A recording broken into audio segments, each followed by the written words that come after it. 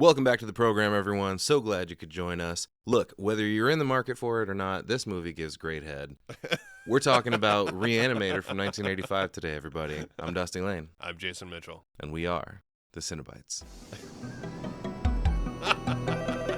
Hello? I came for you. We have such sights to show you. It was an excellent day for an exorcism. I said, I'm not gonna hurt you. I'm just gonna bash your brains in. I want to play a game. What's the boogeyman? As a matter of fact, it was. This is God.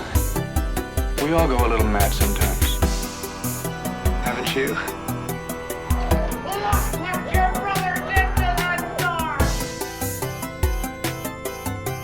But sometimes that is better.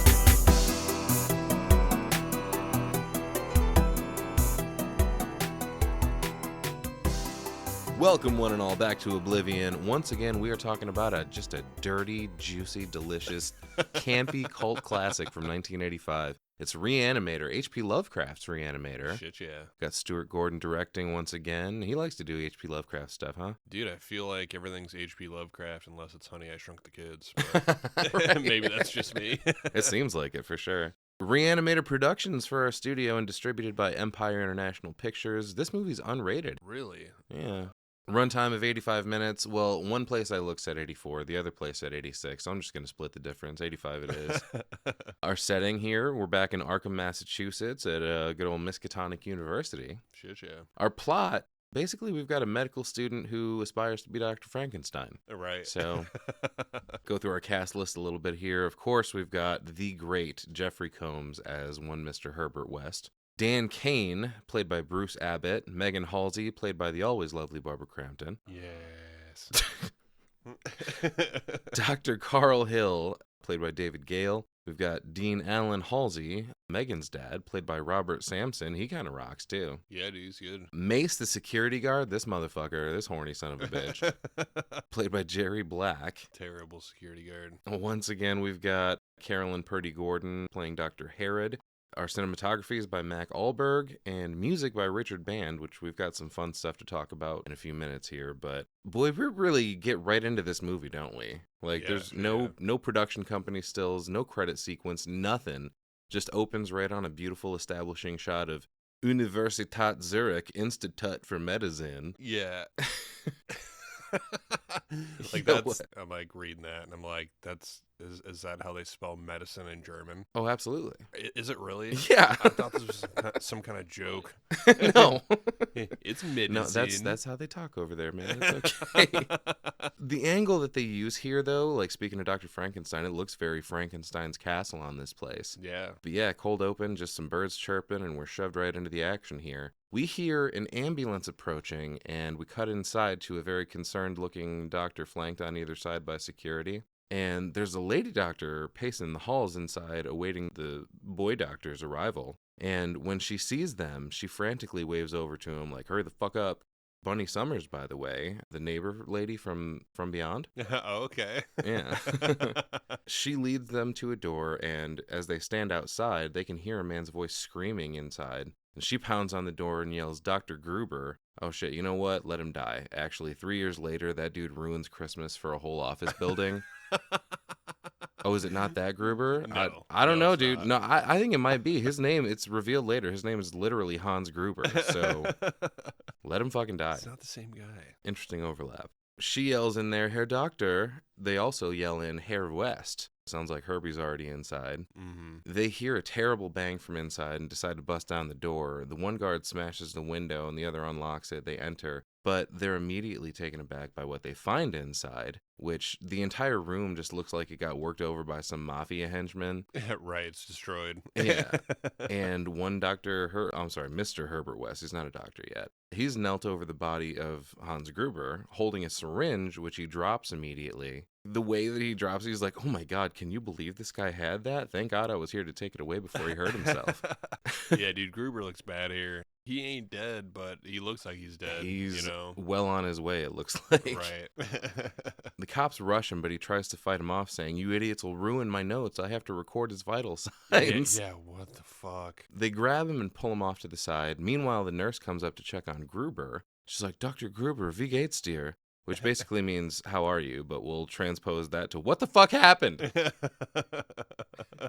Gruber stands up super fast, bleeding from the mouth, and scares the shit out of the nurse. Herbert runs back up to him just before his fucking eyes explode. Yeah, dude, it's crazy. Gets up, he's screaming. His eyes pop. Yeah. Pop all The over nurse this gets nurse. squirted in the face with his blood. Oh, man. The special effects in this movie are a little goofy, especially here, but I think they achieve what they set out to do with this. Yeah. Gross you the fuck out. And it's also supposed to be clearly over the top. Yeah, you know? absolutely. So Gruber falls down dead, obviously. By the way, this score is fucking going ham Sammy during this whole scene. Like, very old school spooky movie style. Oh, yeah. Herbert says, of course he's dead. The dosage was too large.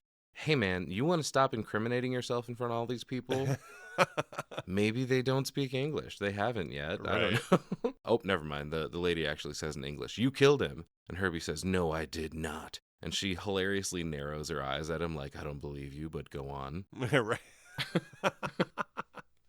Herbert says, I gave him life. Yeah, shit. And then we cut to our opening credits set to some music that sounds extremely Psycho-esque on purpose. Oh, sounds exactly like Psycho. Yeah, Richard Band was quoted as saying, it called for a kind of mishmash of things with a degree of humor, and obviously that's the way I started out the picture, by utilizing a familiar Bernard Herrmann feel for the main title sequence to start off on the footing that people should not take this as an extremely serious movie. Oh, okay. When looking at this movie, the nature of the character of Herbert West is a psychotic sort of maniac, and behind him, he has this driving force. To me, when I saw that, the driving force that's the main title of Psycho fit him perfectly. Therefore, I used that as a base and modified the theme, but kept that Herman-esque feeling. I put my own theme in it, but I wanted that momentum there to create that psychotic movement that described the Herbert West character. It's basically the main theme of Psycho with some synthy 80s drums behind it. Right. We get the Brian Usner Presents title card, a bunch of neon images of anatomical sketches layer over each other, and there's this weird strobing head for part of it. Right. Oh, yeah. So finally we zoom into the eye of one of these drawings and open back up on good old Miskatonic University, medical school in Arkham, Massachusetts, as we mentioned. Inside, we join a team of medical personnel trying to revive a patient, and one of our main characters, Dan Kane, is performing CPR. Dr. Herod, played by Stuart Gordon's wife once again, Carolyn Purdy Gordon, says, all right, I'm going to zap her again. I love the reaction here when she uses the defibrillator on this patient and the arms and legs shoot out to the sides. Oh, man, it's good. The patient flatlines, but Dan isn't ready to give up. He starts doing chest compressions again. He's like, she just needs a little more time for the drugs to circulate. And Dr. Herod says, look, dude, we've done everything we can. Let it go. She's gone. Yeah, we can tell right off the bat that he's got some issues with letting things go, I guess, you know. So Dr. Herod's pretty straight up with him. And, you know, hey, a good doctor knows when it's time to stop trying, you know. Absolutely, yeah. He looks so disappointed. I think he just didn't want to take his hands off the big floppy tit on the table. Fucking perv. Hey, I resemble that remark. But yeah, Herod tells him to take the body to the morgue, and as he approaches said morgue, the security guard in the hall greets him. He's like, oh, Mr. Kane. He says, hey, Mace, got another one for you. Oof, he doesn't have a partner named Diddy, does he? Too soon, man. Too soon. Is it? Mace tells Dan to go on in. The doors aren't locked because Dr. Hill is in the autopsy room. He's like, well, I don't know why they keep locked doors around here anyway. Nobody wants in and ain't nobody getting out. Right. Like this guy. Yeah. Dan wheels the body through the autopsy room. A couple of guys are standing over a table already working on someone. He takes the body into the cooler there and looks around and says, oh shit, full house. Lots of deads in there, apparently. It doesn't look like that many to me, though, honestly. There's only like 6 you can see right here. Right. And he finds an open space. He starts to push the body back into it, but he bumps into an arm that's just hanging over out of the body bag. Yeah, gross, dude. He lifts it back up onto the table as soon as he passes it, and it falls again, kind of blocking him in. And he tiptoes his way past it to get back out. Clearly, this is an obvious horror comedy, so good call from Richard Band giving us the goofy score to match. Right. Back outside the cold storage space, he closes the door, he leans against it, and like he just got done running from a dog or whatever. He's got sweat stains on his scrubs to match. Yeah, scared. In the autopsy room, Dr. Hill is burning a hole into some dead guy's forehead with a laser. Yeah, dude, this is crazy. We get a really close-up shot of this, and you can see that Kane is intrigued, you know? Yeah. And watching this at the beginning of the movie, I'm like, what in the fuck is he doing? Because right after this, we get a shot of that extremely long Q-tip coming out of that laser hole. Yeah, he stabs this fucking cotton swab until it comes out all bloody. Like, right. Well, it turns out he's lobotomizing people like that. Right. You know? Yeah, that's what the laser drill's purpose is. What the fuck, dude? I'd never seen nothing like that. Right. You know? But suddenly, Dan gets the shit scared out of him by Dean Halsey, which is the dean of the university and his girlfriend's dad. Yeah. Ooh. Dun, dun, dun. But he sneaks up on him, and Dan goes, "Oh shit, I didn't know anybody else was here." Herbert West examining a jar in the background is like, "Oh, you mean anybody else?" Like, okay, you pretentious prick. Sure, anybody else. But Dean Halsey introduces the two of them and says Herbie's going to be joining Dan in his third year for medical school. He says he was doing independent research in Switzerland with Dr. Gruber shortly before he died. Man, I'm jealous. Switzerland is incredible. I'm surprised there wasn't more into this, which a little later on, you know, Megan starts asking, hey, what's up with this guy? Mhm. Why is he here from Switzerland and stuff? But everything was really short here, you know? Right. I love the way the shot is framed, though. Like Dean Halsey and Dan facing each other, little Dr. West facing the camera in between them. Right. The dean calls Dan one of Miskatonic's best young hopes for the future of medicine. Damn, dog. Nice. Hell yeah. Dan asks Herbert what he was researching, and he just answers death. Right. Dr. Hill walks over and says hi to Dean Halsey, who mentions that Herbert was working with Hans Gruber, at which point Dr. Hill kind of looks over and like he gives Herbert a look like he knows something. Oh, yeah, there's some tension, for Mhm. sure.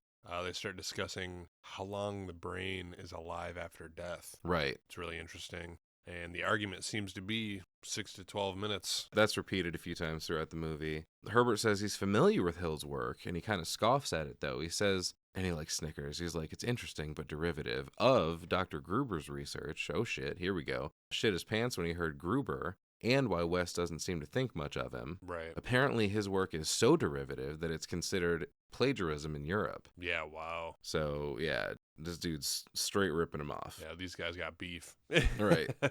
He goes, yeah, like you said, you're supportive of the 12-minute limit on the life of the brainstem after death is... That's when Hill interrupts him and says 6 to 12 specifically. Right. But Herbert is not there to make any friends, that's for sure. He tells Hill his work is outdated right in front of his fucking boss, dude. Oh, yeah. Halsey invites Hill to dinner on Thursday, and we cut to the hall where Dan is hanging an ad that says he's got an apartment to share. He says, must be quiet and keep regular hours. And I don't know if this is an H.P. Lovecraft thing or a Stuart Gordon thing, but the address is 666 Darkmoor. Oh, shit. Which is something similar to a year later in From Beyond, Dr. Pretorius' house is 666 Benevolent Street. Oh, shit. So we get our introduction at this point to Dan's girlfriend and daughter of Dean Halsey, Megan, played by the always vibrant and wonderful Barbara Crampton, who I am eternally in love with. Dude, I love the cinematography here. We go from a quick shot of them kissing, Yeah. her getting introduced, to them having sex and her moaning. Right. Well, yeah. Beautifully shot, if you ask me. It's a great cut because like she runs up, she kisses him, she gives him a little peck, and then they start getting after it in the hallway, and he's like munching on her neck, and it turns from her going no, no, no to yes, yes, yes. Like it's fun. Yeah, it's great. Yeah, cuts to them in bed, of course, getting it in. When they finish up, fucking Rufus the cat jumps on Dan's back. Like, what the fuck, dude? Are you jealous Dude, or what? yeah, it's a pretty decent jump scare, really. You got fucked up. It seemed for a second like they were being pretty careful to cover her up, but nah, she ends up getting out of bed and stands up in all her glory. She goes, I have to go. Daddy knows I'm here. And Dan's No, I like, don't. well, I don't fucking care. Stay anyway. Like, I don't care what he knows.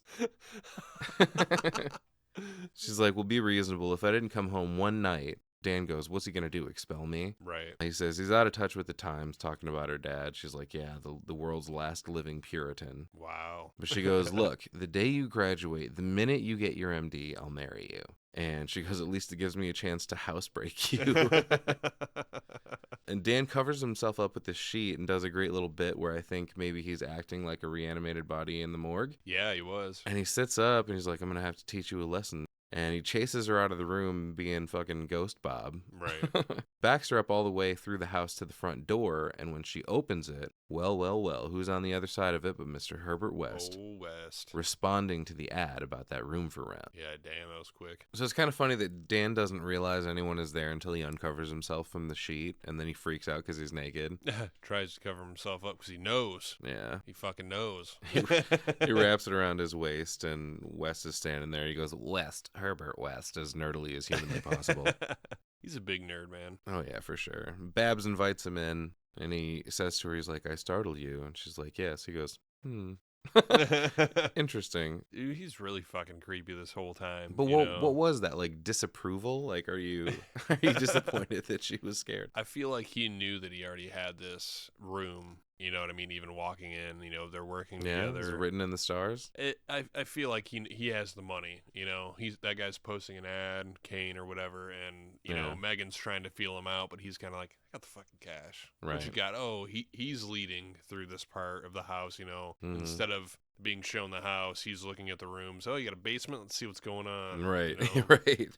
Dr. Dan comes back in and introduces them. He's like, I'm afraid the place is still kind of a mess, Mr. West. And he goes, oh, please, Herbert. Herb. I think Herbie's wheels are already turning for the bromance he initiates here. Right. Like, oh, yeah, I'm going to make this dude my bitch, basically. Oh, dude. Yeah, that's what I was saying. Megan was getting ready to leave, but after Herbert walks in, she decides to hang out a little bit longer so as not to leave Dan alone with this weirdo, perhaps.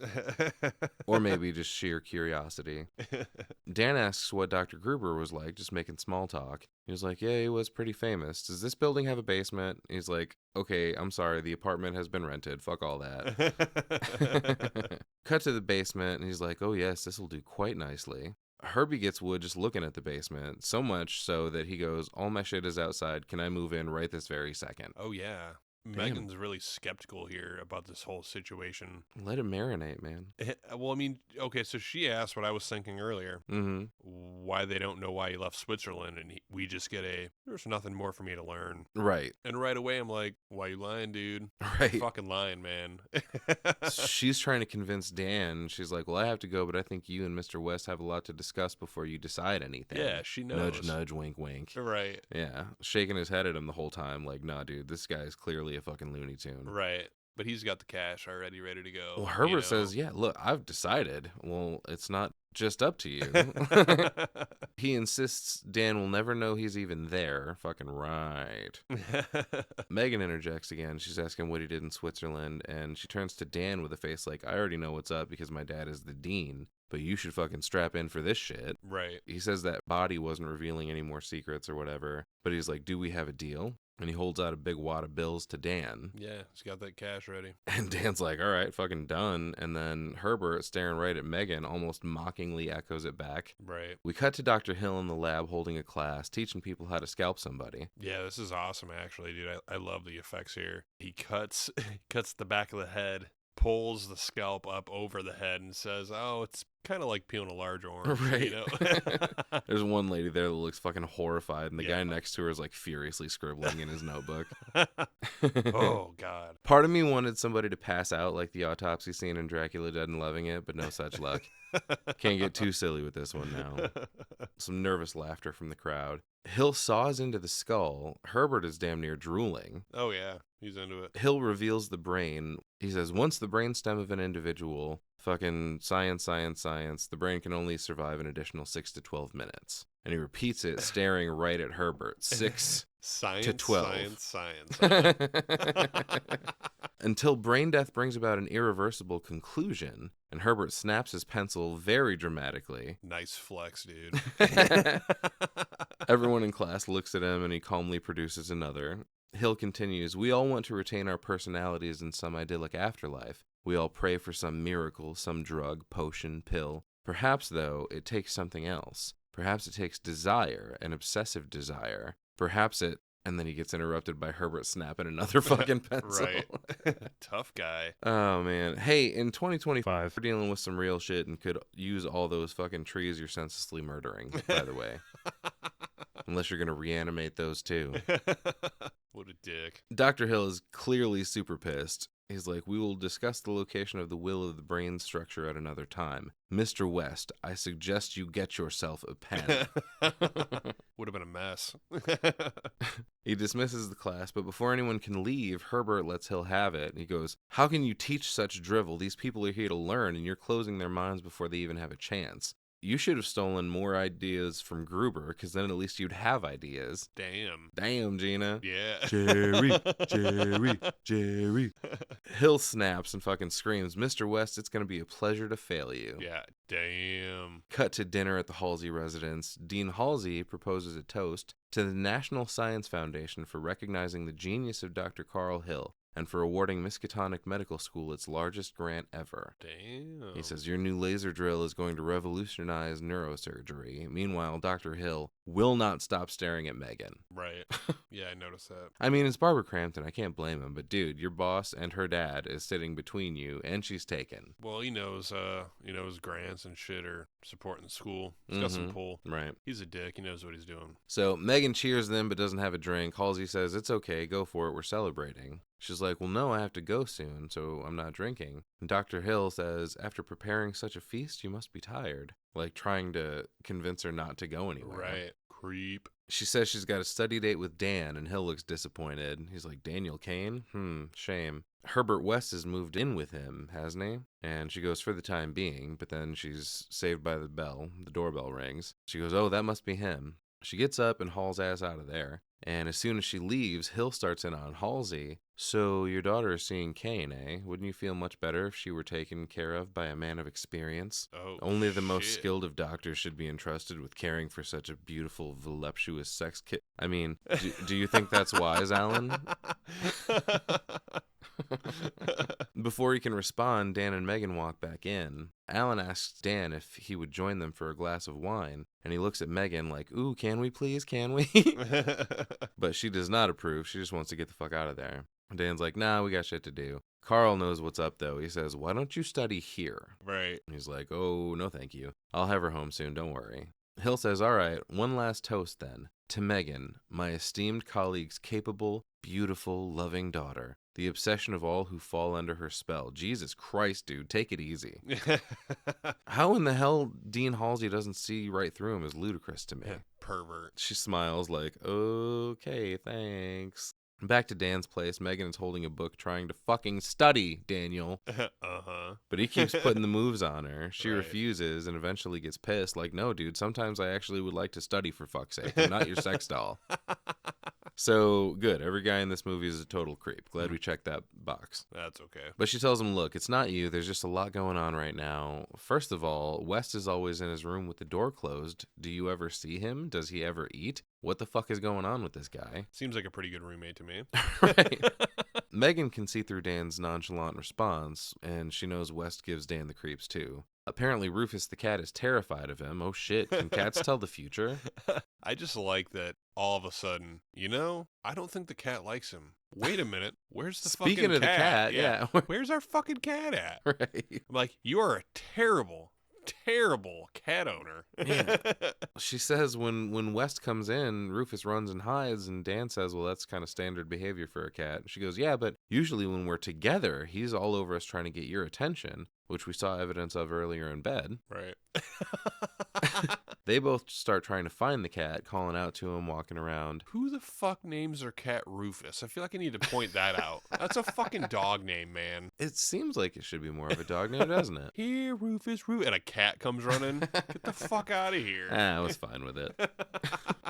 Megan looks like she's about ready to give up when she turns and sees Herbert's door down the hall. She creeps down and opens it. She goes inside, still calling out to Rufus. Lo and behold, she sees a mini fridge open slightly. She opens it the rest of the way and sees good old Rufio dead as a doornail on the top shelf of the fridge. I think he might have just been keeping him fresh, I mean, sure. West isn't a bad guy, okay?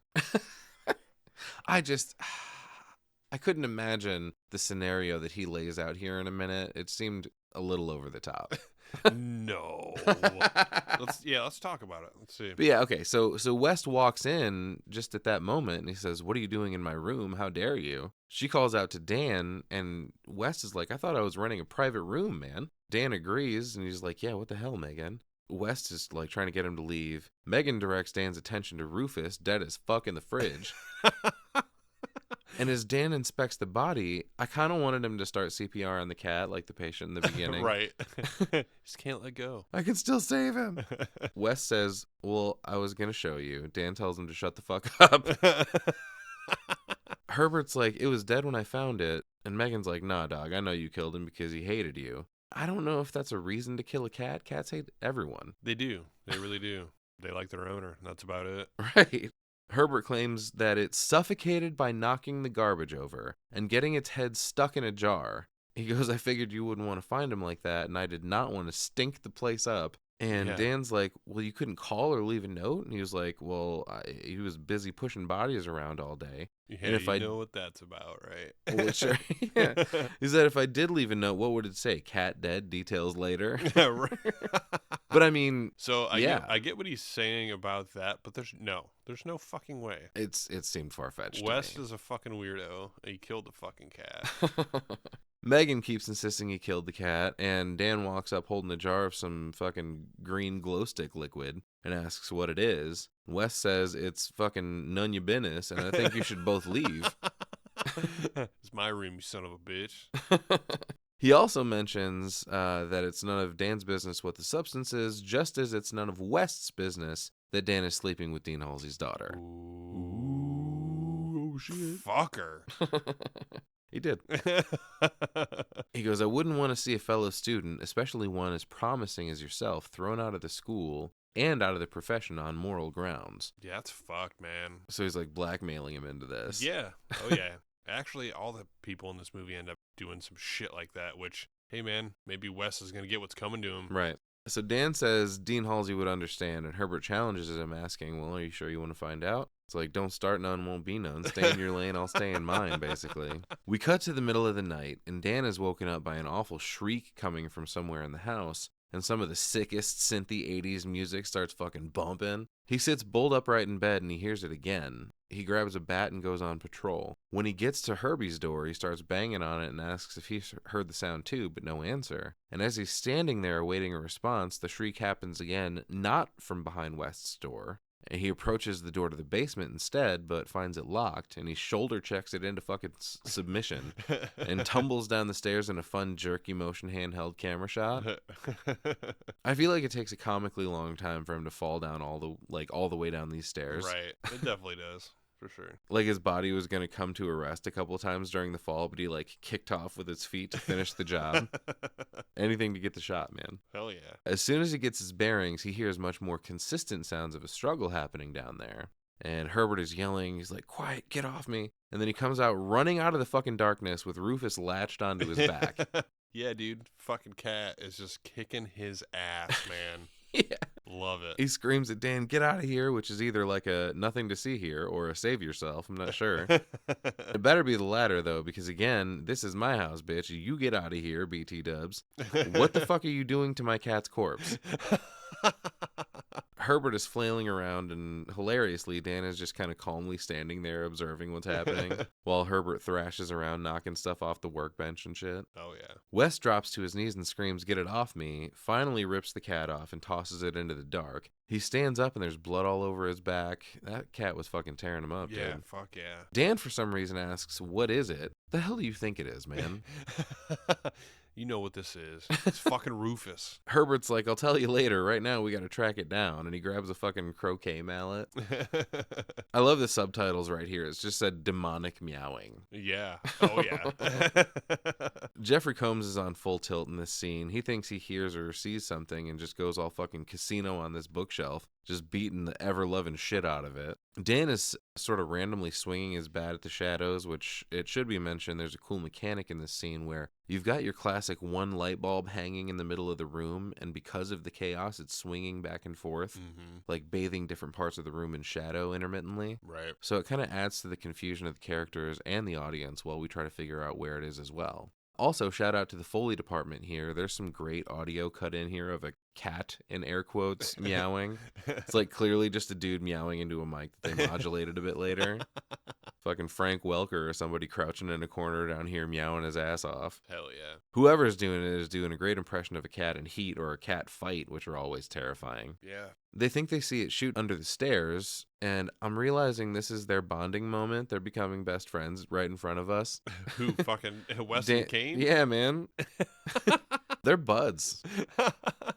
They keep dancing around in this basement, thoroughly fucking everything up. It quiets down a bit, and Dan says, okay, I got it. He creeps forward until we get a black kitty jump scare, and this cat puppet jumps directly into his face with its arms up the whole time. Oh my god, it's so fucking funny. Like, I'm gonna get you, says this fucking Jim Henson reject. Nice. Yeah, it's not a good looking cat. But Dan grabs it and he fucking launches it at the wall like he just scored a touchdown on a zero-gravity football field. And the fucking attention to detail here, man. When the cat hits the wall, it leaves a mark and you think it's just blood, but there's like definitely a chunk of viscera that peels off. Oh, gross. And falls like a beat after the cat does. Just fucking... Oh, it was so good. Love it. Herbert is cowering in the corner. He's a man of science, not a man of action. Dan, however, is the best of both worlds, and he walks up to get a better look at what he's dealing with his robe hanging open, revealing his bare, sweaty man chest.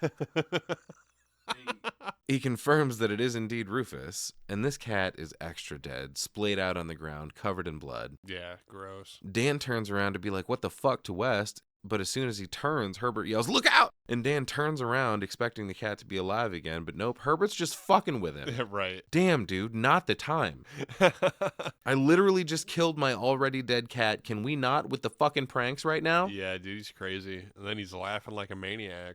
You know? Yeah, he's fucking losing it. A bit of nervous laughter, I would wager. Yeah. Cut to a shot of the mangled cat laying on the table, and the two of them are discussing what in the hell just happened. Herbert says it's really quite simple. All life is a physical and chemical process, right? It stands to reason, then, that if one could find extremely fresh specimens and recharge that chemical process, bang, we have reanimation.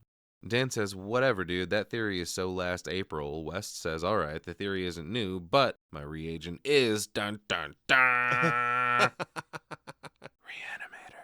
Yep. West has Dan read from his notebook. He says, with various animating solutions, I have killed and brought back to animated life a number of rabbits, guinea pigs, cats, and dogs. And West interrupts him with, I've broken the 6 to 12 minute barrier. I've conquered brain death. Wow. Dan continues from the notebook, with the higher animals and the consequent increased strength of solution, reaction has become more violent, ruh-roh, and my research has become more difficult. Which, he says, is why he needs Dan to help him. Dun dun dun! Re-Animator.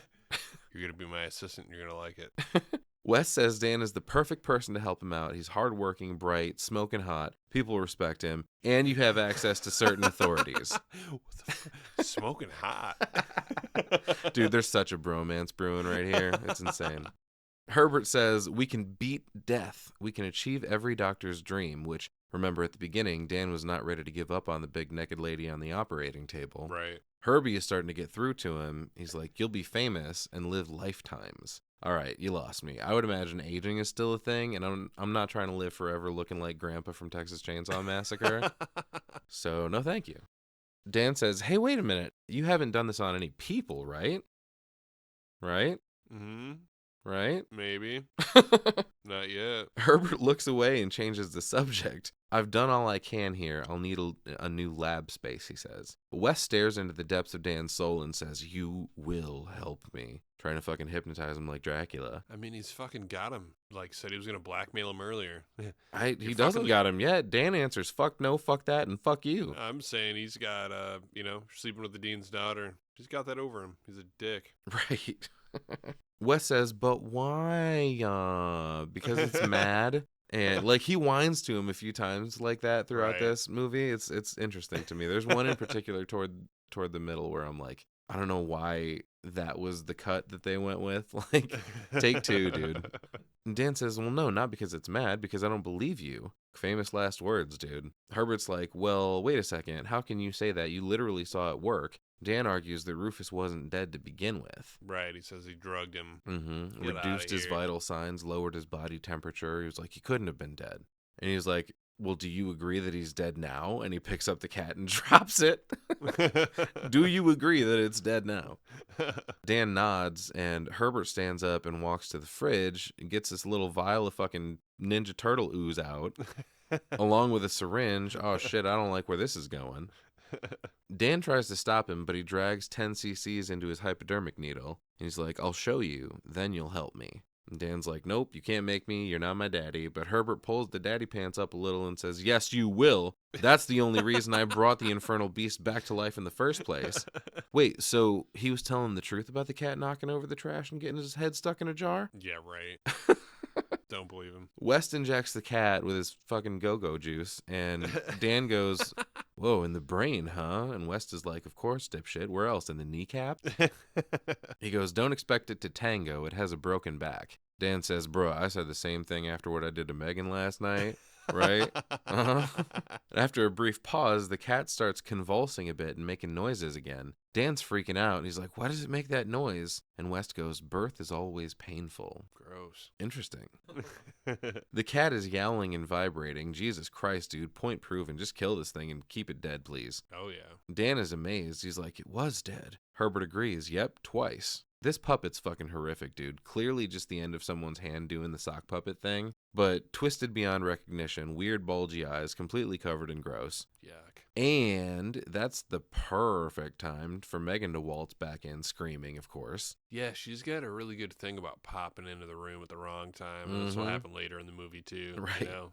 Dan holds her back. She's fucking tweaking out. Dan's like, all right, enough of this. Let's get back upstairs. And we cut back to Miskatonic the following morning, and shitty-ass whole friend Dan immediately outs Herbert, telling Dean Halsey, Herbert West has affected reanimation in dead animal tissue. Shut the fuck up, loudmouth. Yeah, what a dick. Like, why are you introducing this information to anyone at this point? Like, you haven't covered basically anything. We need more testing first. Didn't you learn anything from Hellraiser 2?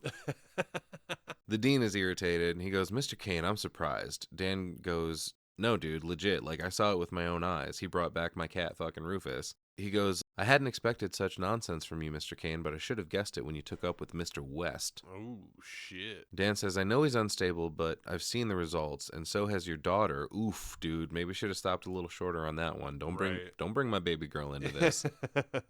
He goes, what have you been doing with my daughter? Yeah, Dan, be specific. Go into as much detail as you can, please. Yeah, I can lay it out for you. Get it? Lay it out. Jesus.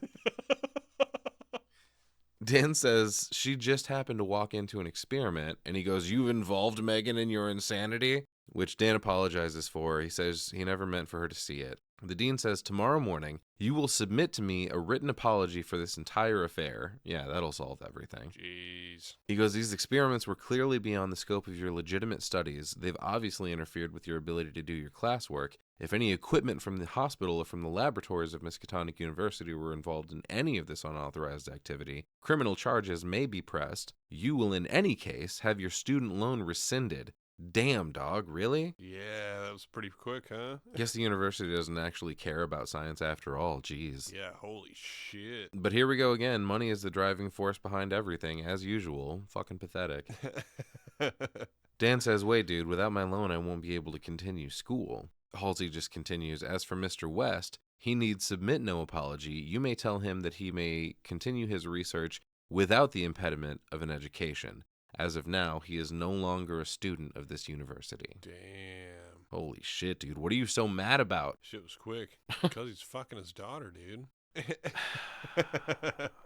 He was waiting for a reason. Yeah. I think Hill's got him wrapped up. Yeah. Dan says, sir, can we please just discuss this? I think you're being blinded by your emotions. He goes, that'll be all, Mr. Kane. Dan stands up and says, don't take this out on Meg. She tried to stop me. Shut up, Meg. Shut up, Meg. Cut to Dan wheeling a body through the halls of Miskatonic. The psycho score starts playing again. Dan arrives at the morgue. Mace is sitting there. Great name for a security guard, by the way. Also, while we're at it, and I only know this because my dad used to work in-house security at a few hospitals, and I've been to a few morgues. Why do they have a guard posted right outside the door of the morgue? Like at a desk? Like, I don't think that's a regular practice for hospitals. I agree. Yeah, no, it seems pretty strange now that you point it out. Mace lets Dan in, but not before messing with him a little bit. And he's like, "You ain't got my lunch hiding under there, do you?" And he starts to lift the sheet off the body, but before he can, Dan shoves it back down and says, "Oh yeah, one meatball run over by a semi." Gross, man. Good quick thinking. Obviously, he doesn't want Mace lifting the sheet because a fancy camera angle reveals that Herbert is under it, Right. not a dead body. You know, it occurs to me that they could have actually killed him to sell the ruse. Why not? Just stick him with a needle of that go-go juice and he's right as rain again, right? But Dan's quick wit saves the day. Mace doesn't have any interest in looking at a squished corpse, apparently. He goes, "I lost my appetite. You gonna be around for a while? I might go catch me some coffee." Dan moseys on into the morgue. The morgue is totally dark. Herbert shoots up and throws a sheet off of him, starts putting on his socks and shoes, which he had to take off to convince Mace that he was dead, right? Like, here's the deal, though. He puts his sock on over the toe tag that he had hanging from his foot. Yeah, didn't What care. the fuck, man? That's got to be so uncomfortable. Down to business, man. And Herbert sits up and he goes, "Meatball?" And Dan's like, "Shut the fuck up. Just put your shoes on." Dan turns the lights on, but is also holding a flashlight that's turned on for some reason. Right. He says, "What if we get caught?" Herbert responds with, "What are they going to do, embalm us?" Wes stands up and does a funny little stretch as they walk into the cooler, like he's trying to stretch his hammies out. Right. So that when they walk into the cooler, like the refrigerated space, it's dark again. I guess that's what the flashlight was for. Although I could swear it was lit up when Dan pushed the other body in there earlier. I don't think I noticed that. So they rummage through these bodies looking for a good candidate for their next experiment. Burn victim, nope. Looks at another toe tag. He goes, "Oh, here's your meatball. Oh shit, that person actually did get run over by a semi." Yuck. There's another body, shotgun wound to the head, big nope. Barely any brain there to inject. Right. Next one they come to apparently smells atrocious. One of them says, "Oh God, he's rotten." I guess they must be looking for one that died of natural causes and none of them fit the bill. Dan's ready to give up when Herbie finally finds a winner. Bingo, guy arrived early this evening. John Doe apparently just dropped dead. Perfect. We got one! Wes says it's almost perfect, but there could be heart damage. I don't know, dude. Seemed like the cat was doing all right, even with the insane amount of torso damage. I was kind of thinking that, like, does it really matter? I don't think it really does. He should be all right. Dan doesn't seem to think so. He wants Herbert to keep looking, but he's like, "Nah, dog, we're out of time. All we need tonight is a specific conscious reaction. Any evidence of reanimated consciousness will justify proceeding." Dan starts a recorder, but he's so nervous about getting caught that Herbert has to step in and help him. Right. He goes, "October, and Wes chimes in, "Damien, the response, please, Damien." No, he tells him it's the 10th. He states it's a male, early 20s. He lifts up the sheet, nice package, no physical deformities. He appears to have been in excellent physical condition. Apparent cause of death, what? He's still like stammering over himself. Like, today, Junior. Wes tells him, "Heart failure, you idiot," as he loads up another syringe with the reagent. And looks like a hefty dose, too. About half of this enormous syringe is filled. Right. He tells him it's 10:33 p.m. Dan looks like he's about ready to pass out. 15 cc's of reagent being administered. And as they jab him, we cut to Megan walking along with her dad through the halls of this medical facility. She's trying to convince him that Dan is an okay guy. He's like, "Oh, he loves me. We're going to get married." Daddy-O says, "Nope, fuck that. He's crazy. I've seen this happen to med students before, even good ones." He asks Dr. Herod, we got her back sitting at the desk. He asks if Mr. Kane is loose in the hospital. With good question, I guess, you know. It's supposed to be suspended and nobody knew. Right. It's fucking crazy. She says she thinks he's in the morgue. He says he specifically told Dr. Riley to suspend him and take him off the floor if he reported for work. Dr. Riley has apparently been in emergency surgery for 4 hours and didn't get the memo. Oh, shit. So back to Peaches and Herb in the morgue. Apparently 15 seconds have elapsed and no results just yet. Herbert's getting impatient. Outside at Mace's desk, the phone rings, probably Halsey calling down there to get him out of there. Oh, yeah. But Mace is not at his post. If you recall, he's out catching him some coffee. Uh-huh. Is that what they call it these days? Wes says the human dosage factor is unknown, therefore he increases the dosage to 20 cc's. And Dan's just trying to get the fuck out of there. They wait around for a bit for something to happen, but it doesn't. And there's a great series of shots to match the pensive score that's playing. Like, they allow us to watch along with our characters waiting for a result. We see, like, a side profile shot of this corpse, a close-up on its mouth and hand and eye, but no dice, nothing's happening. Back at the desk with Dr. Herod, Halsey tells her to page Dan and have him report to the security desk. Meanwhile, make sure Megan stays her ass right here. We don't want any heroes here today. Herod grabs Megan and tells her to sit down. Back in the morgue, Dan is ready to call it. He goes, "We failed." Wes says, "Oh, hell no, he failed, not me." Talking about the body, I guess. I would love it if we started referring to death as failure from now on. Like, dude, did you hear about Steve? He fucking failed last week. Elderly woman failed her cancer test Tuesday night. Should have studied harder. Yep, should have tried again. Huh? Just then, we hear the page come across the PA for Dan to report to security. Oh, fuck. He's absolutely shitting his pants, and Herbert's. Dan finally convinces Herbert to vamoose, but just as they cover the body, ooh, them fingies start a-wiggling. Right. This dude shoots up to a sitting position on this table, screaming. For some reason, there's blood all around his mouth, and his face looks swollen, and veins are popping out all over the place. This reagent must be bad news, dude. His face looked perfect a minute ago. Right. Did he look like Arnold a little bit to you when he sat up? I didn't think so, but... Yeah, my sex is on fire. This is excruciating. Please terminate me. I want to go back to being terminated. But here we go, dude. This guy goes apeshit, just like good old Rufus. Just a fucking jacked, naked zombie dude running around wreaking havoc. Oh, yeah. Butt-ass naked. Yeah. He picks up another gurney with a body on it and just chucks it at Dan and Herbert. Well, kinda. It really just smashes on the ground in front of him. While they're dealing with this, Dean Halsey comes into the morgue and hears the commotion coming from the cooler. Dan and Herbert try to restrain the body, but he literally throws them both off of him at the same time, which Herbert's a little guy, but Dan looked pretty strong. Yeah, he's kicking their ass big time. Yeah. We definitely get some dude ween right here when he rears back to shrug him off. Proud of you. Is there any other kind of ween? Well, you know, that's a good point. We have all kinds of breakdowns these days, but I'm proud of you, Stuart Gordon. You know my motto, don't be a pussy, grow some balls, and show a dick. Funny enough, he's kind of doing an Arnold when he tosses him off. He's like, ah.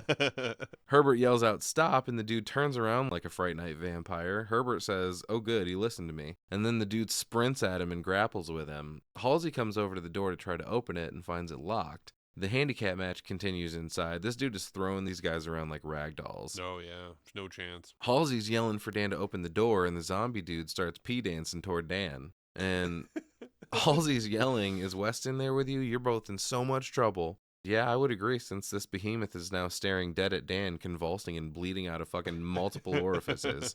He charges at Dan, but Dan gets out of the way just in time, and the guy breaks the door down. It falls on top of Halsey, and the guy runs onto it and jumps a couple times for good measure. Yeah, squishes the shit out of him. Yeah, he crushes him in the process. Holy shit. He flips the door off of him and picks him up, holding him against the wall. Dan helps West out of the cooler while Dean Halsey tries to fend this guy off. And he extends his hand toward this dude's face, and the guy bites a couple of his fucking fingers off. Yeah, gross, man. Jesus. It's brutal. So Dan yells out, "No!" And the guy throws Halsey across the room. He smashes into the wall and falls down. The guy runs back over, picks him up for a little more wall jostling. Dan and Herbert try to stop him. Dan gets a couple good whacks in. Herbert runs over to a cabinet, but it's locked, so he has to smash it open. And Dan can't stop this hulk of a zombie and is just desperately yelling, "For God's sake, stop!" Meanwhile, Herbert calmly walks up holding a bone saw and just says, "Dan, look out." Right.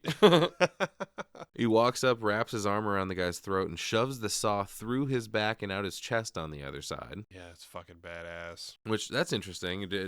We didn't plan this, did we? We just had, was it the last movie, In a Violent Nature? The through the gut, out the chest Pull move. that chick's head Yeah. down and through the inside of her chest. Right. Sick. No, there's great practical effects on this. Dan looks like he's going to be sick. Some doctor, huh?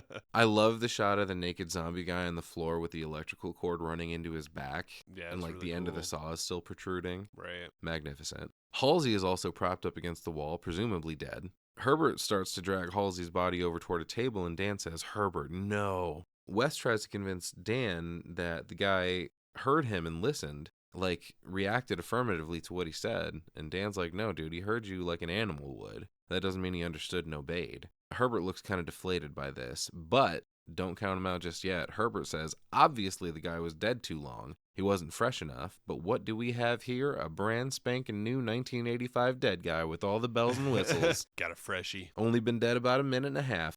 Could be yours today if the price is right. Herbie says, we probably only revived the senses and the instincts. Help me get Halsey on the table. Dan goes, wait, he's dead? Yeah, dude, he just got manhandled by a fucking zombified Brock Lesnar. What do you think? Right. West says, look, dude, this is the freshest body we could possibly ask for unless we go out and kill one ourselves, and he interrupted an experiment in progress, so he kind of had it coming. Yeah, fuck yeah. Every moment we spend talking about it costs us results, he says. Dan still kind of just sits there with a 1,000-yard stare on his face. And I love Herbert here trying to appeal to him. This is another moment when he's like whining at him. He's like, Dan, we can bring him back to life. Hurry up. Suddenly, Dan has a light bulb moment, and he's thinking, oh shit, if I can bring him back to life, he can't be mad at me anymore, and I'll get to keep my student loan and finish school and marry Megan, and everything is going to be sunshine and roses forever and ever. Yeah, that's exactly how that'll work. They awkwardly heave Halsey onto the table. Dan goes to grab the recorder and West's serum. West is pleased to see his vial of serum didn't break, and he goes, oh good, unbreakable plastic. One of man's few durable inventions, certainly more durable than this, and he gestures towards Halsey's broken body. Apparently, Megan has been sitting with Herod this whole time, and someone runs up to the doctor and tells her she's needed in the crash room, whatever the fuck that is. And she kind of glances over at Megan, but she goes anyway. Megan, of course, seeing her opportunity, stands up, hands the magazine she was leafing through to the guy sitting next to her, with damn near his whole face covered in gauze. And good thing she distracted him with that, because dude was staring at her hard as fuck. I didn't notice that. Megan calmly walks past some people and does a little spinny move to make sure no one's watching, and then she hauls ass to the elevator.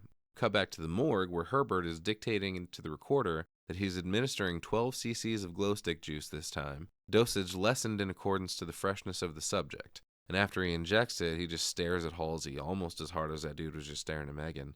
But he's about 3 inches away from his face. He's like, 5 seconds, I'll show you. 15 seconds, I'll show you. And he bangs his fist on the table. And at that exact moment, Halsey opens his eyes wide. And he goes, 17 seconds, reanimation at 17 seconds. Dr. Halsey, you once did me a favor by letting me into your medical school. Doctor, welcome to Jurassic Park. Or no, wait. He says, welcome back to life.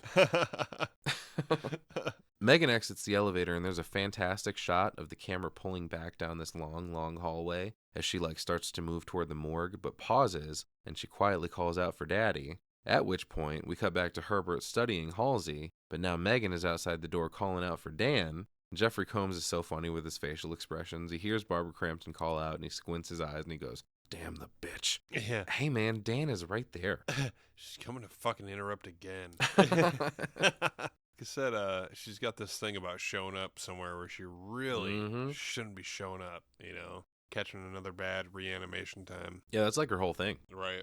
Speaking of Dan, he's just still spaced out, sitting on the floor until he hears Megan call out, and he calls back, Meg, but at that very moment, Halsey's hand comes down and finds Dan's throat. Oh fuck, back at it. Yeah, shit. Megan can hear Dan struggling with something inside and asks if he's alright. Fucking Herbert here. The animated corpse of Halsey starts gurgling out some kind of noise, and this idiot yells, Dan, he's trying to speak! Get the recorder!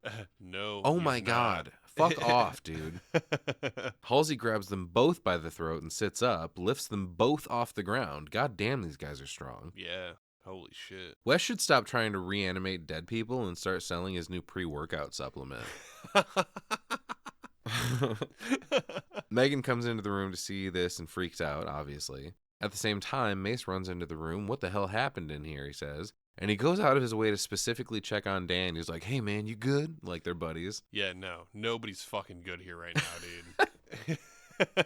He asks who that is huddling in the corner, and Bloody Herbert stands up and explains, oh, that's Dean Halsey. I came down here to visit Mr. Kane, who was down here working, and see what had happened was Dean Halsey entered and started ranting at us rather irrationally. And Megan interrupts. She goes, no, he was just angry. You wouldn't like him when he's angry. She turns back and tries to ask her dad what happened, and she tries to get to him, but Dan's holding her back. Mace changes the subject and asks who the guy is laying on the floor with the fucking drill in his back. Herbert says Halsey came in, grabbed that thing, and went crazy. Wow, dude, that's your fucking explanation? Really?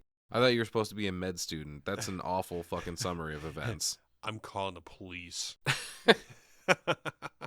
Mace calls over to Dean Halsey, and he actually does have the ability to speak, and he says, arrest them, which is when Mace says, yeah, that he's calling the cops. And Megan runs over to her dad, who's just huddled in the corner, wigging out. Megan is wigging out. Dan collapses to the floor, coming to the realization that his entire world just came crashing down around him. Oh, yeah. He curls up into the fetal position, and fucking, like I said, dude, this bromance a brewing. Herbert comes over and covers him with a blanket, confirming that he's in love with Dan. Now just to get that damn bitch Megan out of the picture. And he whispers to him, don't worry, you're just in shock. You just calm down and let Daddy take care of you. Gross. And then Herbert does this weird little move with the recorder and kind of flips it around, holding it up in front of Dan. And then he puts it in his pocket. I'm not really sure what that was about, but I feel like it was very deliberate. Yeah, he was tucking away the tape. Sure, tucking away the tape, but why did he sit there and hold it in front of his face for 3 seconds for no reason? He was letting him know. We cut to Halsey, who they now have in a straitjacket in a padded room, gyrating and like bloodying up the walls, like Megan's watching him through a two-way mirror. I think his makeup looks pretty good. They keep it simple, just some red around the eyes and mouth, and his hair is tossed a little bit. Got some contacts in. Yeah, he's got some zombie shit going on, man. Mm-hmm. It's pretty good, for sure. He's definitely out of his mind. He doesn't know where the fuck he is. And, yeah, he's back from the dead, you know? Yeah, dude. Fucking Dr. Hill walks up and explains that Halsey can't see or hear Megan. She asks what happened to him, and Hill says well, they don't know, but until they figure it out, there's no way to determine his course of recovery. That's why I need you to sign a release so that I can perform exploratory surgery on him. Exploratory? Excuse me? What the fuck does that entail? Yeah, sounds fucked. She asks if that's really necessary, and he explains that he's pretty sure the issue is neurological. Megan sits in a chair in Hill's office, and he sits on his desk and props his arm up on this, like, anatomical bust on his desk. I don't know why I thought that was so fucking funny, but it was. He goes, you must trust me. He starts to break down his plan in detail, like, all right, so what I'm going to do is crack open your dad's head and start digging right around here, and uses this anatomical head to illustrate. And she's like, whoa, bro. I do not need a play-by-play on this. Right. Just wants him to get help. Right. He hands her the release form. She signs it. She takes one last look. She goes, please let me talk to him. And he goes, no, I must insist you leave his treatment to me. I want you to think of me as someone you can come to with your problems. Someone you can just get naked with and confide in, you know? Someone who wouldn't hesitate to eat you out and play with your titties when you're having a bad day. That's all. I'm here for you, babe, Miss Halsey. That is not what he says. It's pretty much what he says. Yeah, he's being a creep, for sure. I'm being silly, of course, but literally he does flip the script on her. He goes, or if you're ever lonely. I know you're all by yourself now. So, yeah, fuck. Yeah, he goes, I'm going to make myself your legal guardian now that your dad is incapacitated. Ew. Just then, Halsey walks up behind her and starts banging his fucking head against the glass. Yeah. Fantastic score stings on every other hit. Good stuff. Good jump scare, too, for sure. Halsey's crazy zombie guy acting is really good, too. His bulged eyes, and he's, like, making his cheeks flutter and stuff. Mm-hmm. I don't know. He's doing weird shit, but that's exactly what sells it, you know? Megan says, I'm going to take care of him, doctor, and I'm going to find out what happened to him. Wait a minute, you just signed that release form, so what the fuck do you mean by that? It's all sketch, man. He's a bad guy. He's a bad man. She leaves, and Hill has a rage moment and punches the glass as soon as she walks out. I'm sure she fucking heard that. Oh, yeah. Two orderlies enter the room they have Halsey in, and Hill enters behind them. The bigger dude bear hugs Halsey, and the smaller guy just fucking latches onto his leg like a toddler that wants you to drag him around the kitchen, you know? Yeah, I'm not sure what he thought that was going to accomplish. They're just trying to hold his ass down, you know, which obviously is pretty unorthodox. Right. You know. But we fade out of that scene and into Megan arriving at home, and it's revealed that Dan is already there waiting for her. What the fuck? How'd you get in, you creep? He goes, I've been waiting for you. I have to tell you. She goes, what did you do to him? And Dan has an enormous bruise on his face. He's stumbling over his words. Megan shakes him a little. She's like, tell me, fucker. She slaps him. Dan tells her he's not insane, and she slaps him again. He's not insane, he's dead. Yeah, she goes, no, fuck. You're insane. He goes, you know it's true. And she just melts into him, poor girl. Yeah. Come here, Barbara Crampton, I'll console you. Dan says he'll tell her everything. Great acting from both of them here, honestly. We cut to old Herbie fully loaded in the lab. Dr. Hill walks in on him. He goes, I want to know why Halsey's heart fibrillated, why his pulse is erratic. why he cries out in pain when we both know he is quite dead. Oh, yeah. West is telling him, I don't have to talk to you. I've already told the police everything, but that last part gives him pause. Interesting little laboratory you have here. Thanks, Dexter. I like yours too. Hill says he recognizes a piece of equipment from the hospital, so fucking this dude's been stealing shit. Oh, shit. West is like, cut the bullshit, dude. Hill's like, ah, yes, we are both scientists. Let us get to the point. I want your discovery, whatever it is that gives the dead the appearance of life. And West is like, no, it's not the appearance of life. It is life. This is not magic, as you say. I am a scientist. The super intense delivery. Love the pause specifying I am a scientist. You're a piece of shit. I, the scientist. Hill's like, well, look, motherfucker, I'll have you locked up for a madman or a murderer, one of the two. And he goes, you will do what I tell you to do. Tears well up in West's eyes, and he shrinks away from Hill. He hands his notes over to him. Hill rummages through it for a minute. He's like, ingenious, Mr. West. Your extension of that old fool Gruber's work is really quite brilliant. We cut back to Dan and Megan breaking into Hill's office. She looks in on Dean Halsey, and Dan asks if Hill has examined him. She says, yeah, tells him about the plan for exploratory surgery. Dan says, shit, then he'll find out about the reagent. Back with Hill and West, Hill says, let us see my new serum at work, and looks into a microscope. West gives him a demonstration, a little dead cat tissue, add a drop of reagent, and voila, I'm going to kill you with a shovel. Which, while Hill is distracted, Herbert grabs a shovel from the corner and brings it over to whop him upside the head. Just as he says, yes, Mr. West, I will be famous, clank. Not only does he hit him on the head, after Hill falls to the ground, West turns the shovel and decapitates him with it. Yeah, dude, this is fucked. He uses his foot to push the weight through his neck. Yeah, and he's got like a final word to him, and my subtitles fucked up here and claimed that West says, laid to rest. But I'm like 96% sure he called him a plagiarist. Oh, yeah. Fuck. But Hill's got a great death rattle here. Herbert bends over and picks up the head. There's an amazing bit where West is trying to stand the head up in a pan, but it keeps falling over. He tries twice and then makes a great exasperated gesture like, come the fuck on, cooperate. So he takes one of those desktop receipt spike things and plops the head down on that to keep it upright. Beautifully done. Fuck. Gross, dude. Then Herbert has a eureka moment. He's like, parts. I've never done whole parts before. Oh. He injects Hill's head with his reagent, which, as we know, yields some terrific results pretty soon. But he makes the unfortunate decision to also inject the body as well. Right into the heart. Guess we'll have to wait and see how that plays out. West sits there waiting, tapping Hill's head with a pencil until the eyes shoot open. He notes the time, he looks over at the body, still nothing yet. Hill looks at Herbert and says, West.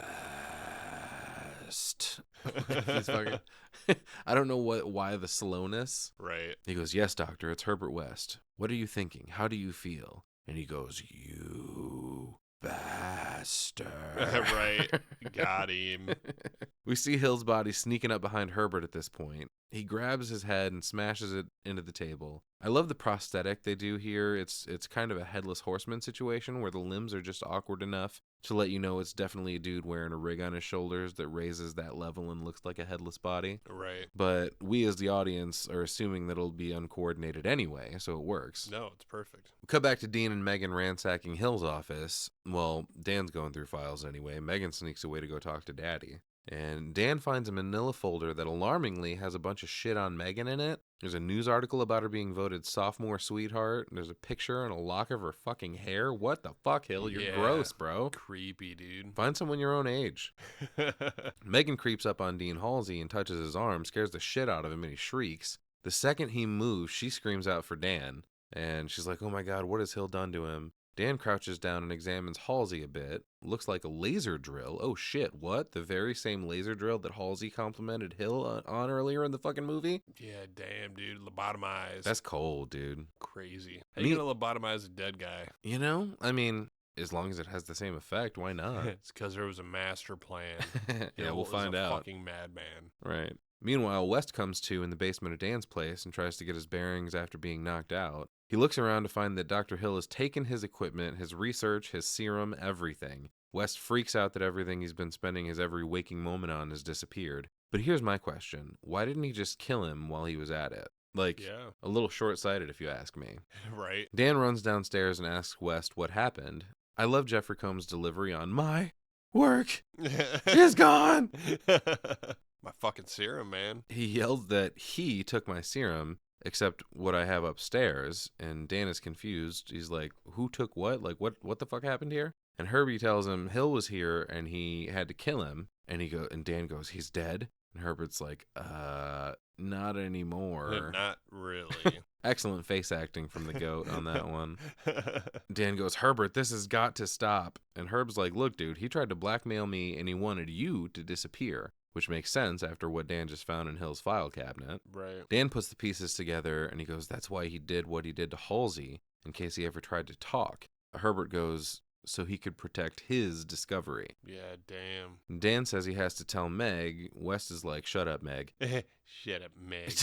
He tells West about the file on Megan. Herbert laughs his ass off. We cut to Hill arriving back at his office, carrying his own head. The physical acting here is wonderful. He's fumbling around, knocking shit over. Feels behind him for the door to close it. Oh, yeah. He injects some more of this juice into his own head to revitalize himself. The score here is amazing. It's got a sort of Danny Elfman feel to it. It's a little Beetlejuicy. Yeah, hell yeah. But perfect while this headless corpse is tripping over itself in this office. He knocks into a bunch of stuff and Hill rolls his eyes. So funny. It reaches into the fridge and grabs a bag of blood to fill the bottom of the pan that Hill's head is in. And he pours it in. He's like, oh, yeah, baby, that's the stuff.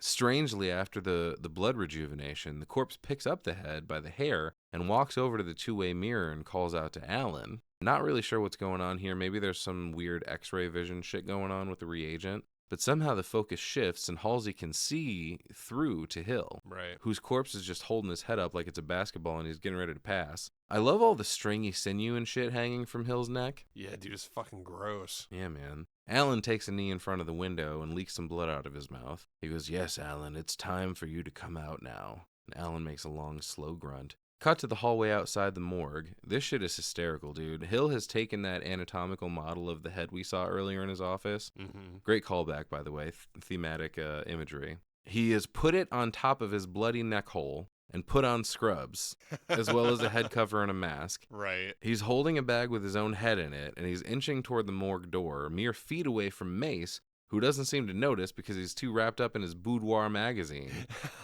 Which, I know it was 1985, but why was it ever okay to look at porn at work? Different times, I guess, man. Wow, what a life, you know? Right? Hill is about to enter the room when a plastic ear drops off of him, alerting Mace to his presence. And he goes, Dr. Hill, is that you? And, dude, the sound that comes back when Hill answers is so funny because it's muffled because it's in the duffel bag. Right. He was like, of course it's me. Mace is a terrible fucking security guard, The man. worst. Maybe the worst ever. He's quiet as Hill walks into the morgue, and as soon as the door closes, he looks around and he says, it's break time. And he takes his fucking magazine and he walks away from his desk. Is this motherfucker about to go jerk it in the bathroom?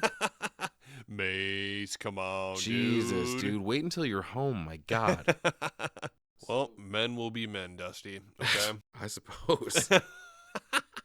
So Hill walks into the morgue and sets his bag down on the table, unzips it, starts gasping for air. And he goes, oh, that's better. What the fuck do you mean, dude? You don't have lungs to draw air into. I thought that too. I laughed at that. You know, like, oh, he can't breathe. Yeah, I would assume this stupid head is just immortal now unless it's crushed or burned or something. Right. Like, you can't drown, you can't suffocate. The fuck are you talking about? That's better. He picks his head up out of the bag and kind of turns it with the hand to get a look around the room. But it's a very, like, presenting the head of an enemy looking sort of thing. Like, I have taken the head of Dr. Hill. Right. Let this be a message to any who may oppose me. Hill's reanimated body goes to retrieve a corpse out of the cooler, and we cut to Meg's house. Dan is banging on the door. She opens it, and he runs in and hugs her immediately. He goes, I was so afraid. And she's like, fucking, of what, dude? This whole scene right here is so ridiculous to me. I mean, the movie itself is pretty cheesy, and they're trying to throw in this love story, and I'm just kind of like, fuck off with the, oh, you should transfer schools. Get back to the fucking story, please. Oh, I don't have a problem with it. They're the main characters of the story. Of course we should explore the relationship between the two of them. Why shouldn't we? Get on with her tits. Get on with the gore. Jesus Christ, Jason. No, I fully support the exploration of the romantic angle of this. There will be tits. Relax. She asks why he was worried, and he goes, oh, I don't know, I was just worried about you. I feel horrible about everything. I guess I'm just getting paranoid. It's just so hard to lose you. Megan says, you should go away, transfer like you said, and she's basically saying, damn, dude, this shit is over. You done fucked up, DD Ann. He goes, don't worry about me. You're the one that should get away. Go live your life. Find somebody, since it ain't gonna be me. I just want you to be happy, Megan. It's a nice little scene between these two. She says, I tried to hate you. I wanted so much to hate you. And he responds with, well, I love you. And before we can resolve that with a kiss, there's an explosion through the front door they're still standing in front of, and it's Daddy himself, Dean Allen Halsey, ladies and gentlemen. Yeah, not my daughter, motherfucker. Punches through this door, and after standing there fucking staring wide-eyed for a minute, he grabs Dan by the throat, and Dan just kind of lets it happen. Right. It's a little goofy. There's a couple times in this movie where someone, do something to make the thing not happen, Right. You have so much time. Defend her, please. But he shoves him up against the wall and bashes his head, knocking him out. And then goes on a nightmarish chase of his own daughter through what was once their home. It's really kind of fucked. Right.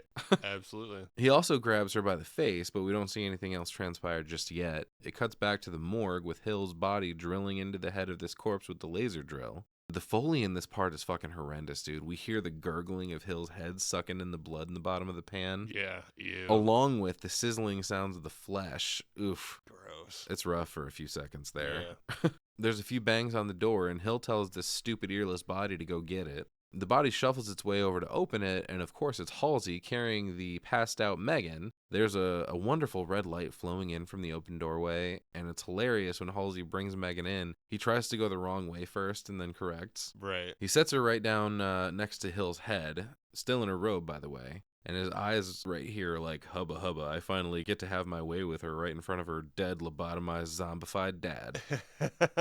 Jesus Christ, guys. And he goes, oh, yes, Alan.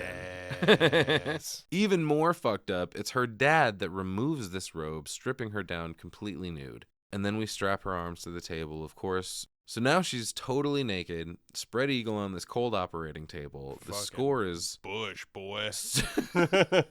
God damn. 85. Right. The score is so ominous in this moment. What in the fuck are you planning on doing to her, you sick fuck? Leave my Barbara Crampton alone.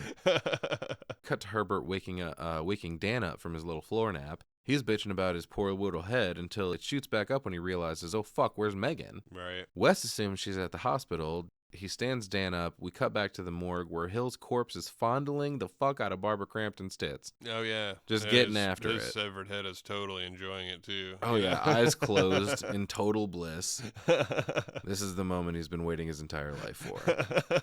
I wonder how Barbara felt about this scene. I wonder whose hands those are actually groping her, and I wonder if David Gale was jealous it wasn't him. Yeah. Because obviously the rest of his body is under that table. Right. Whose hands are these? Some other lucky man. Hopefully her actual significant other at the time, perhaps. That would be the ideal way to handle it, I think. Because it wouldn't be it would be even worse if it was just some assistant on set that's just sorry, Miss Crampton, don't worry, work totally won't be weird after this. Nice to meet you. She finally comes to, and the first thing she sees is this horrifying abomination of Hill's body standing above her. But it's still got the fake head with the weird fucking eyes, and Right. still got the mask on and everything. Dude, that's fucking awful. I would prefer it if it were just the headless body. Waking up to this thing, oh my god. So she finds out, she fucking kicks it a little bit, his head falls off, This dude looks like some fucking disgusting experiment out of Sid's room from Toy Story. Right.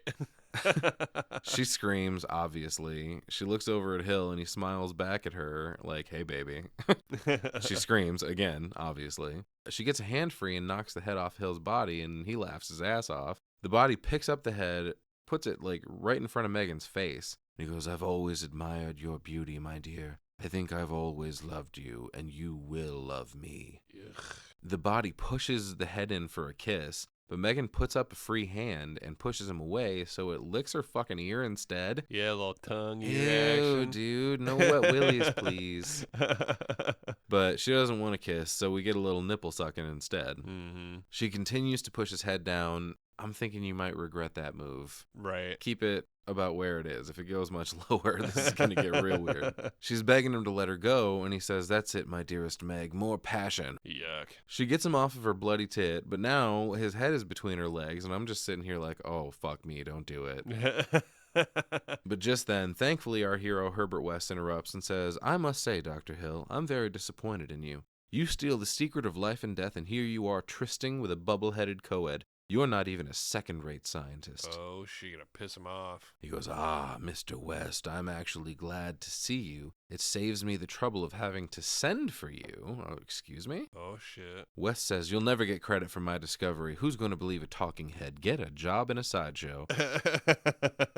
And while Hill is distracted, Dan runs up and covers Megan with his shirt. Hill says, "I wonder why an intelligent young man like yourself," big breath, "should make the fatal mistake of coming here to challenge me." And West is like, "Oh, I have a plan." And then Hill goes, "So do I." Why is this dude talking like Stevie from Malcolm in the Middle?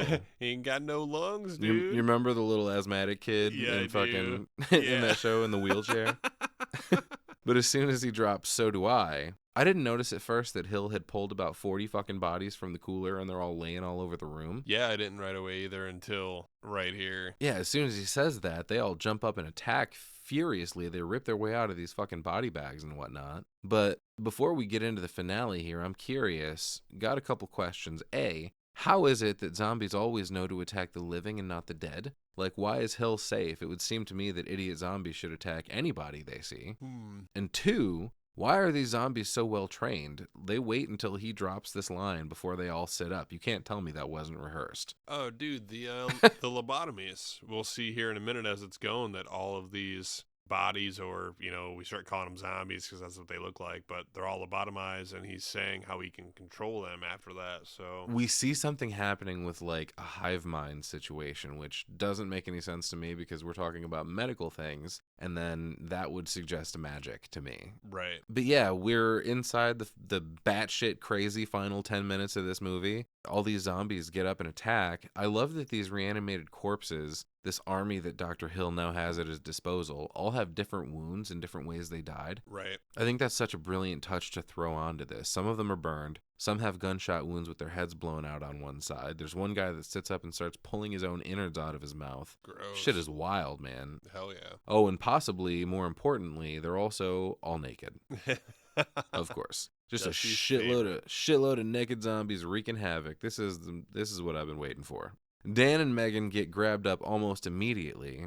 Dan gets tossed over a gurney to the floor. Herbert pulls his trusty syringe out of his holster. I think it just came out of a pocket, which honestly, that's pretty risky. Right. What happens if you use the ooze on a live person, I wonder? Ooh, I don't know. Just imagining him accidentally sticking his own leg with it. Right. There's a great bit where Wes is sneaking up on Dr. Hill's body standing there, and he's about to possibly use the syringe on him, but just before he gets there, Hill thrusts his head back up to his own neck, but backwards, staring at Herbert. It's fantastic. Herbert rushes Hill anyway, struggles with him a bit, and then drops the needle before long, of course. Dan gets smashed through a table like he's at fucking SummerSlam. By God, the zombies tag teamed him. Oh, the inhumanity. 3D! 3D! Hill yells out, "Enough!" and the zombie army chills for a second. He gestures for them to restrain Herbert instead. They bend him over a table. I like where this is going. Fuck. There's a floppy titty zombie that just kind of is jumping around behind him all excited, and that's fun. Yes. He goes, "I will show you my power, Mr. West. My discovery, the laser surgical drill, makes possible a new technique in lobotomy, which results in total mastery of the human will." The whole time the camera's pushing in on this nasty, bloody face in a great shot. Meanwhile, Megan has crawled over to check on Dan, and she's now dressed in Dan's button-down shirt. Dang it. Although that's still sexy. Speaking of great shots, while Hill explains that reanimated subjects have proven to be the best, they will give me power, undreamed of power. We get a zombie highlight reel, a bunch of close-ups on each zombie and their makeup. It's a great moment, I think, and a great choice to do this. The zombies heave Herbert up onto the table right next to Hill's head. We cut over to see that Dean Halsey is now advancing on Dan and Megan, and Dan's like, "Stay behind me," while the other zombies start using the laser drill on West's head. Dan jumps up and wraps his legs around Dean Halsey like he just got back from a trip at the airport and he's real happy to see him.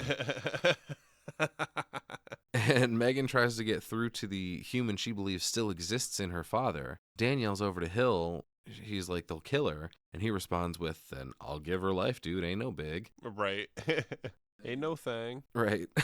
Megan screams, look at me. And 3 other zombies have restrained her. And Halsey comes up and pushes them away. He then runs over to Hill's body working on Herbert. And he bear hugs him and rips him off. Holy shit. Savior of the movie, Dean Halsey? Guess so. Huh? Never would have seen that coming. He gives Hill's body a big hammer fist. And Hill's head responds, ah. Halsey throws Hill's body out the door, and it crashes out right in front of Mace, who is apparently done with his jerk-off session. It's like, what the fuck? What the fuck? He's back and he's sweaty. The body stands back up and slides back into the ring. It's basically what this is Naked Zombie Royal Rumble. Right. Halsey comes over and picks up Hill's head and headbutts it a couple of times, which was fucking hilarious to me. Yeah, that was pretty crazy. He then starts squeezing Hill's head, like really digs the fingers in the eyes. Blood's pouring out from everywhere. When he does this, all the other zombies grab their heads and scream. So like we were talking about, we got that hive mind situation going on, which explains why he's able to communicate by gestures and control them so easily. Okay. While the head squeeze is happening and the other zombies seem mostly incapacitated, our hero trio here gets the memo that they need to get the fuck out of Dodge, and they all get to their feet. But Herbert says, no, wait, I'm not through here. Meanwhile, Hill's body has now come up behind Halsey and put its hands around his throat. Megan tries to run over to help her dad, but Dan stops her. I got bad news, kid. That's not exactly your dad anymore. Right. Although I think I like this version better. Yeah, he's not it's a little more enjoyable this way, huh? Right. Herbert grabs 2 huge syringes of the reagent, and he goes, I told you, I have a theory. And he runs over to Hill and stabs both syringes into his back and yells, blunderbuss! Overdose. Not only does he superdose him, he also breaks the needles off in his back. That's kind of a dick move. Oh, yeah. He grabs his bag and heads for the door. We see that Halsey's head crush on Hill is almost complete as well. Quick note here, I love watching these movies on Prime because it gives you the x-ray thing, right? So I paused it to write something down and noticed they individually listed all the zombies he gave, and they gave them individual names. Oh, shit. So we've got one-armed man corpse, bald OR corpse, failed operation corpse, ER patient corpse, motorcycle accident corpse, bullet wound to the face corpse, tall skinny guy corpse, slit wrist girl corpse. It's fucking fantastic. They go on listing all kinds of people. Hell yeah. I appreciate that attention to detail. So Halsey finally successfully squishes Hill's head and throws it like a fucking shot put out the door. It smacks against the wall next to Mace, and he pieces the fuck out, dropping his porno mag as he goes. Dude, I love this. The head hits the wall, and it's just like the cat from earlier. It, like, leaves a stain. Or leaves like a bunch of junk along with it. Love it. The remaining zombies destroy the fuck out of the rest of the room while West stands there staring at the results of his overdose experiment. Let's not forget he's doing science. But, you might have fucked up, dude. Hill's body is now so animated that his fucking intestines shoot out of his stomach and wrap around West's face. Jesus Christ, dude. Too much of a good thing is a bad thing. Yeah, what the fuck? I didn't know, we talked about earlier that you thought this was intestines, and I thought it was just a Lovecraft tentacle, That would make sense, too, but it's coming right out of his gut. Right. That's a large intestine, buddy. Yeah, it's a really weird, his chest opens up, and then his rib cage almost has this, box kind of... Yeah. kind of opens, and eventually... Hill's intestines completely wrap up West's body like a fucking python. Right. Meanwhile, remember the zombies are destroying the place, and one of them, Slit Wrist Girl Corpse, I think, drops a jar of some caustic chemical that starts steaming or smoking or something. That can't be good for anyone. Y'all need to get the fuck out of this room. It's mustard gas.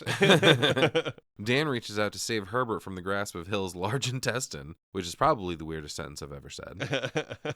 But he can't reach, and now everyone's retching from this god-awful chemical gas in the room. Megan checks on Dan to make sure he's all right, but then they get attacked by Slit Wrist Zombie Girl, who now has terrible burns all over her body from the chemical. Luckily, Dean Halsey's there to see it, so he wraps her up, but unfortunately then gets swarmed by the rest of the zombies and pulled away in a super cool backlit shot that just shows, in silhouette, Halsey getting ripped into pieces by these reanimated corpses. Yeah, fuck yeah. And the room is filled with smoke. So fucking cool. For real, one zombie rips the head, one rips off an arm, another one ends up with the other arm. He's super fucking dead now. Yeah, it's badass. Good scene. One of the other zombies fucks up an electrical box on the wall and everything starts flickering. It's super cool looking, but why do they keep the access to the electrical panel for the hospital in the fucking morgue? Yeah, right. That's weird. Good point. Herbert finally gets up enough to start grabbing at his bag. He's freaking out trying to retrieve his notes before it's too late. And apparently he doesn't think he's going to make it, so he throws the bag over to Dan and Megan, who are now hauling ass out the door. They grab the bag and run out, and the last we see of West is him writhing around on the ground, tangled up in intestines, and the room fills completely with smoke. Yeah, we don't really know what's going to happen to him. Right. Out in the hall, Dan runs off with the bag, but we still got another zombie chasing him. They make it to the elevator, which I don't think I would use with the power going in and out like this. Right. But just as the door opens, Dan gets attacked by this naked dude and smashes up against the wall again. You got to stop doing that, dude. Learn to anticipate your opponent's moves. You know? Yeah, there's going to be zombies around, man. He's just... It's just a fact of life. He's We just all not- have to cope with it at He's some just not point. fucking ready. Santa's not real, and there's going to be zombies. This guy, MMA takedowns Dan, starts doing the old ground and pound on him. And this guy's face looks crazy. I think this is bullet wound to the face corpse, and the prosthetic on this guy looks fucking insane. I love Yeah. it. Oh, yeah. Yeah, he's like shoving his fucking fingers into it, trying to get him off. You know? Is that what he's doing? He's trying to get him off. Yes. Dan reaches into his face and turns the switch off somehow, and this guy collapses to the floor. Dan and Megan run into the elevator, but just before the door can close, a horribly burned corpse runs in and starts choking Megan. Dan's a little weakling, apparently. He can't do anything to get this guy's arms off of her. And he runs back out of the elevator and grabs an axe and hacks this guy's arm off and kicks him out. He comes back to check on Meg, and the arm is still on her throat, choking her. He rips it off, and it looks like Megan has either passed out or died. She got a fatal throat wound. A fatal throat wound. Fatal choke wound. He feels her pulse, lays her down, and starts trying to end the movie exactly how it started, with chest compressions. Mm-hmm. I love this shot, too. While he's administering CPR, the burned hand he hacked off is still twitching and moving around in the foreground. Right. Laying on the elevator. She's doing some great acting, too. Every pump he does, she jostles a bit along with him, you know? Pump. He gives up on that and carries her back out of the elevator, but apparently now it's on a different floor. He comes out to a chaotic scene with doctors and police running through the halls. There's smoke everywhere for some reason. People start to recognize who he's carrying, and they tell him to take her into a room, and we get some more Dr. Herod here. Dan says, hurry, she's got nothing. And they put some sensors on her, start pumping air into her, you know, doctor shit. And then they open her shirt up again. This poor woman just cannot keep her tits to herself. Yes, thank you. Dr. Herod comes over with the defibrillator, but Dan yanks the paddles out of her hands. What the fuck, dude? You're not a doctor. You're a student, and the actual doctor was already doing that. But he yells out, somebody give me some paste, which Dr. Herod herself does, squirts some on the paddles. He zaps her, and she does an amazing job selling it, just a super quick flail up and down. Right. Take 2. Take 3. Take 4. More jiggle on the left hit. Yeah, I didn't get enough jiggle out of that left one. Dude, if this was directed by Stanley Kubrick, 84 fucking takes. We need the nipple hardener in here, please. Ice Cube. Yeah. Jesus Christ. Oh, Barb. But yeah, no response on the monitors, unfortunately, after the defibrillation. And Dan goes back to doing his chest compressions again. It's his signature move. Herod says her trachea is fractured, she's fixed and dilated, and literally this movie is ending in exactly the way it started. Dan doing those chest compressions, and here comes Herod again to tell him, look, dude, there's nothing more we can do. She's Right. gone. Yeah, damn. That's heavy. So he breaks down. We get some sad, sappy music as the medical team starts peeling things back off of her. Everybody clears out, and Dan leans down for one last kiss. That's something I don't understand in movies. Like, I know that you had a relationship with this cold body up until roughly 20 minutes ago, but she's not there. You're kissing a skin bag, and it's fucking weird. Yeah. Yeah, I don't know, man. Never been in that situation. He stands up. I've never been in that situation. Yep. Hope yeah, not, my you know? girlfriend has never died from a zombie attack after I got a buddy that tries to reanimate corpses. I It's, I hope not. I've just but never been in that particular well, situation. I'm not counting it out. One day, maybe. It could. It really could. He stands up and kind of steels himself, and then he remembers, oh shit, I have a bag full of notes right here. And what's this? Half a bottle of reagent? Oh, shit. Dun, dun, dun! Re-Animator. He fills a syringe, leans down, says I love you, and injects her neck, and we fade to black, but not completely. As the picture fades, the reagent in the syringe actually gets brighter until it finally blacks out as well, from top to bottom, as if it's disappearing from view as it's being injected. Sick. And then Megan screams, total blackout, roll credits, the end. Re-Animator, ladies and gentlemen. What a perfect way to end the movie, you know? Oh, I yeah. don't think it could have ended any better. Oh, yeah. Perfect sequel setup. Is the next one Bride of Re-Animator? It's either Beyond or Bride. I don't know. I think Beyond is the third. There might be. That makes sense to me, yeah. But, yeah, dude, I had such a good time with this campy movie. Like, it's so cheesy, but not because of anything that anyone is doing. Like, it's campy as fuck, but like the acting is great. Yeah. The cinematography is great. The gore and practical effects are great. The score is great. Like, all these pieces are like, it should be like a top tier movie, but because of the content, due to what we're talking about, reanimating dead corpses and shit, it's goofy as hell. And like the deliveries on things, I think, is what firmly plant it in the camp category. Right. I feel like just Jeffrey Combs in general, like, Oh yeah, anything with him, man. well, whether you call it good acting or bad acting, I absolutely call it. I'll tell you what I'll call it. It's absolutely good acting, but what it is good stage acting. There you go. You know what I mean? Yeah. So it's over the top, it's theatrical, it's dramatic. Most people are not going to say that Jeffrey Combs is a good actor, but it's the role. I disagree with that. I'd say he's an excellent actor. I think a lot of people are going to say the acting isn't good in this, Hmm. but I think it's bad on purpose. I like don't- a lot of things. I don't think we're going to agree on this one. I No? don't think it's bad. I think we get great performances from everyone. Barbara Crampton, absolutely. Jeffrey Combs, like I said, it's not that he's bad. It's just a different.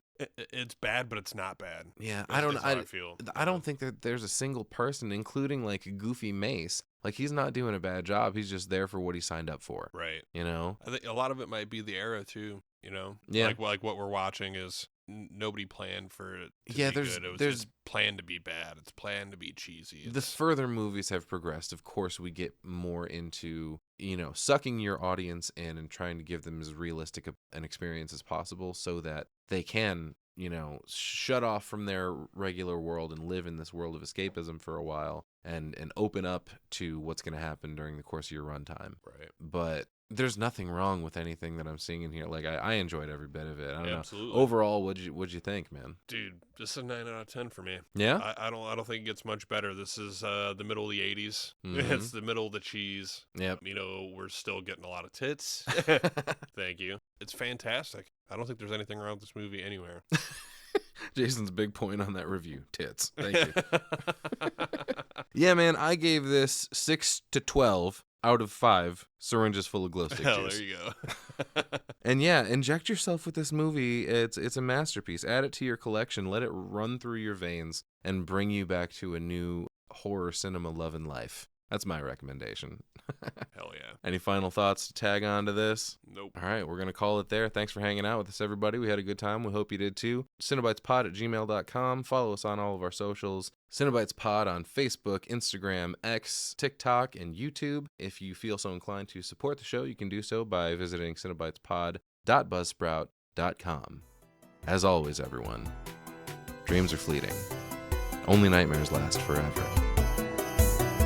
Follow your nightmares.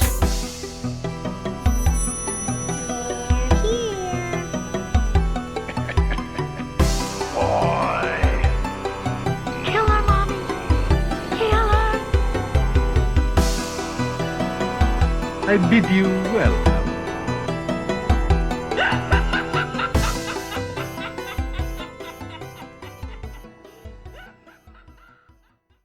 Yeah, my sex is on fire. Yeah.